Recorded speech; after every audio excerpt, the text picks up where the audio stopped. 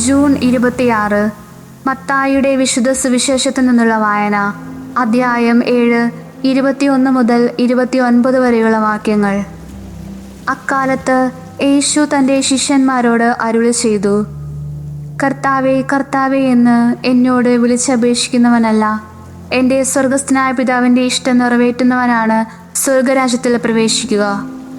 അന്ന് പലരും എന്നോട് ചോദിക്കും, കർത്താവേ, കർത്താവേ, ഞങ്ങൾ നിന്റെ നാമത്തിൽ പ്രവചിക്കുകയും നിന്റെ നാമത്തിൽ പിശാചുകളെ പുറത്താക്കുകയും നിന്റെ നാമത്തിൽ നിരവധി അത്ഭുതങ്ങൾ പ്രവർത്തിക്കുകയും ചെയ്തില്ലേ?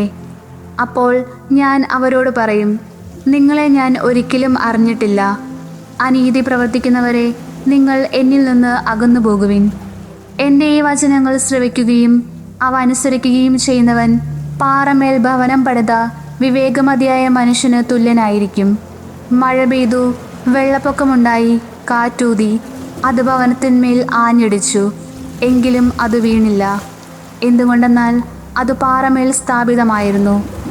എൻ്റെ ഈ വചനങ്ങൾ കേൾക്കുകയും എന്നാൽ അതനുസരിക്കാതിരിക്കുകയും ചെയ്യുന്നവൻ മണൽപ്പുറത്ത് ഭവനം പണിത ഭോഷന് തുല്യനായിരിക്കും. മഴ പെയ്തു, വെള്ളപ്പൊക്കമുണ്ടായി, കാറ്റൂതി, അത് ഭവനത്തിന്മേൽ ആഞ്ഞടിച്ചു, അത് വീണുപോയി. അതിൻ്റെ വീഴ്ച വലുതായിരുന്നു.